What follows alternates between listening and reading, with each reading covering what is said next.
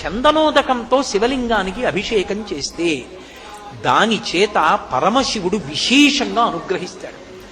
అటువంటి శివాభిషేకం చేత, ఆ చందనోదకం చేత శివానుగ్రహం కలిగితే ఏ రకమైనటువంటి ధార్మికమైన కోరిక అయినా సరే అది ఇప్పుడు చూస్తే అయ్య బాబోయ్ అంత పెద్ద కోరికే వీళ్ళకి అనిపించచ్చు, కానీ ఆ కోరికని నిజం చేస్తారు. అందుకే కల్పంలో ఒక మాట చెప్తారు, ఆషాదశమిని దీర్ఘకాలం చెయ్యండి అంటారు.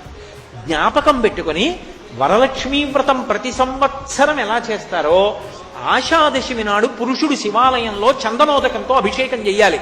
అథవా పురుషులు ఏం చెయ్యాలి, స్నానం చేసి ఓ చందనం పలక దుంగ, ఆ చందనపు సాన దుంగ పట్టుకుని అభిషేకం చేసుకోవడం రాకపోతే దేవాలయంలోకి వెళ్ళి కూర్చుని చందనం తీసి శివాలయంలో ఇవ్వాలయ్యా అభిషేకం చేయండి.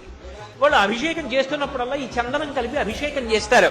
నువ్వు చందనాన్ని శివాలయంలో ఇచ్చావనుకో, అక్కడ ఆలయంలో జరిగిన ప్రతిష్టని బట్టి ద్విగుణీకృత ఫలితం వస్తుంది. ఇంట్లో చేసుకుంటే ఒక ఎత్తు, దేవాలయంలో చేశాననుకోండి అది మనుష్య ప్రతిష్ట అయితే ఏదో ఒక 100 రెట్లు, అది ఒక ఋషి ప్రతిష్ట అయితే 1000 రెట్లు, అదే ఏదో దేవతలు ప్రతిష్ఠ చేస్తే 1000 రెట్లు, అది స్వయంభూ అయితే అనంతం, అసలు లెక్కలేదు.